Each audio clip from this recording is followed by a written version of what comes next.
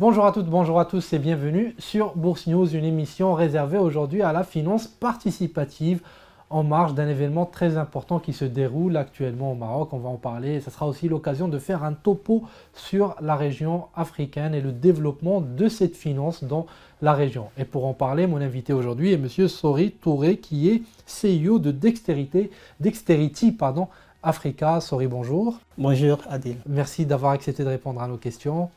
Alors, on vous reçoit à l'occasion de cet événement qui s'organise actuellement au Maroc.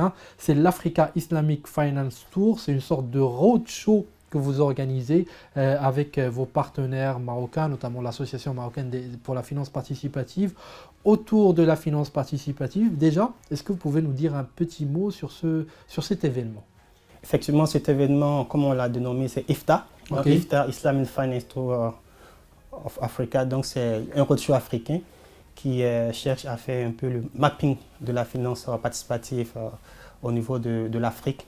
Et c'est aussi d'interconnecter en fait les différents acteurs, les écosystèmes pour créer une nouvelle valeur qui puisse aider l'Afrique à se développer. Donc c'est une tournée que vous organisez dans plusieurs pays, n'est-ce pas? Effectivement. Et j'ai cru comprendre que l'étape casablancaise est la première étape de ce roadshow. Pourquoi démarrer par le Maroc? Effectivement, l'étape Casablanca, parce que le Maroc représente beaucoup aussi au niveau de la finance participative, au niveau de l'Afrique. Je pense qu'il y a beaucoup de leçons à tirer lorsque nous regardons le rythme avec lequel la finance participative se développe au Maroc. Je pense que le Maroc a été l'un des derniers pays à commencer la finance participative, oui. Mais elle a été classée, je vais dire, parmi les pays qui ont un taux de croissance de la finance participative la plus rapide au monde. Je pense qu'il y avait eux, il y avait aussi le Nigeria, et puis il y avait, je crois, l'Ouzbékistan, si je me trompe. Et effectivement, pour nous, en commençant par le Maroc, aussi, c'est une manière de créer, je vais dire, cette cadence de développement de la finance participative, aussi pour que les gens puissent apprendre aussi de l'expérience marocaine et voir aussi comment cela peut servir aux autres pays aussi de pouvoir développer leur industrie.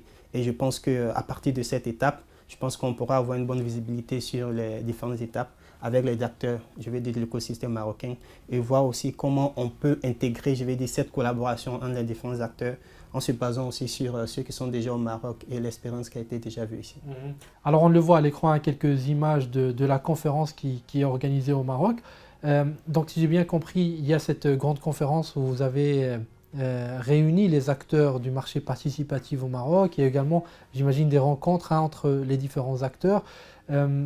Aujourd'hui, comment vous paraît le développement de notre secteur? Quels sont les points importants à faire rapidement pour continuer à développer ce secteur participatif au Maroc?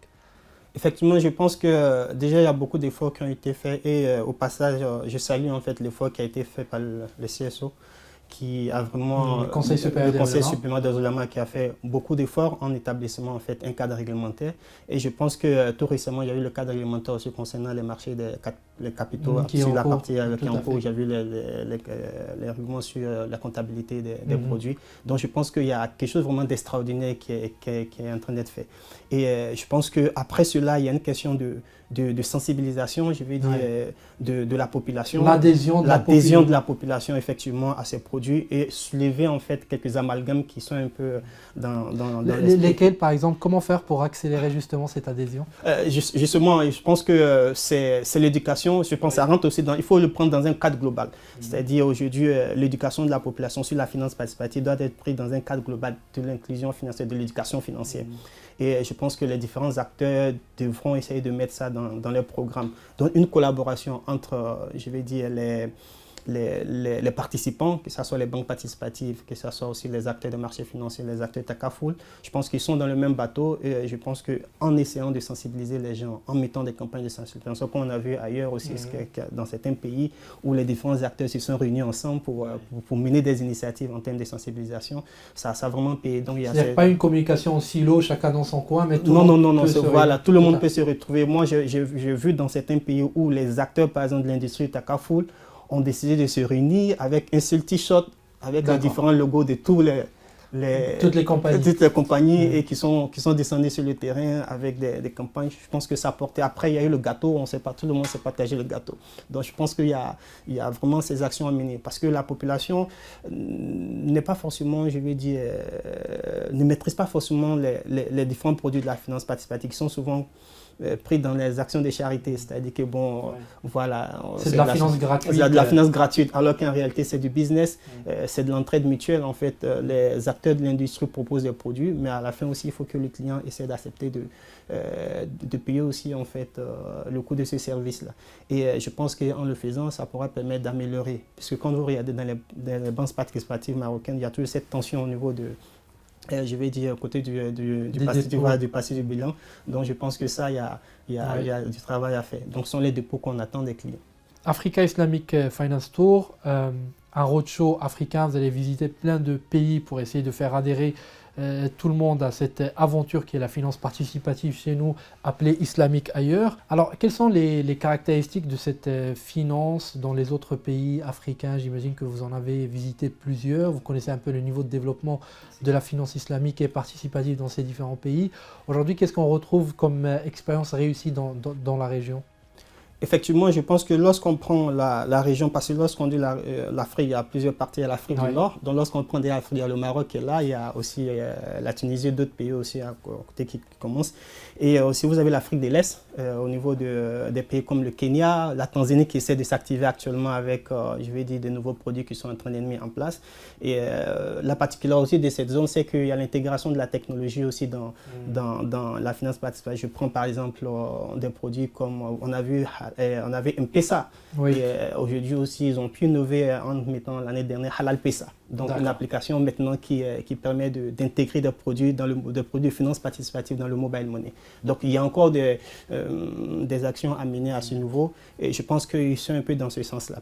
Maintenant, lorsque je prends l'Afrique subsaharienne, vous avez des pays comme le Nigeria qui sont très très actifs. Le Nigeria quand même c'est un modèle qui se rapproche un peu comme celui du Maroc et c'est pas surprenant que ce sont les deux pays aussi qui drivent en fait l'industrie de la finance participative au niveau de l'Afrique. Donc vous avez le Nigeria qui a mis des plans stratégiques très élaborés, surtout sur le marché des capitaux, avec des indicateurs bien précis. Ils ont même fait les mises à jour de ces plans aujourd'hui, qui leur permettront en fait de développer un marché des capitaux qui est déjà en de bonnes directions, puisqu'ils émettent aujourd'hui des corporate sous-codes, ils émettent aussi des souverains sous-codes au niveau des différentes régions.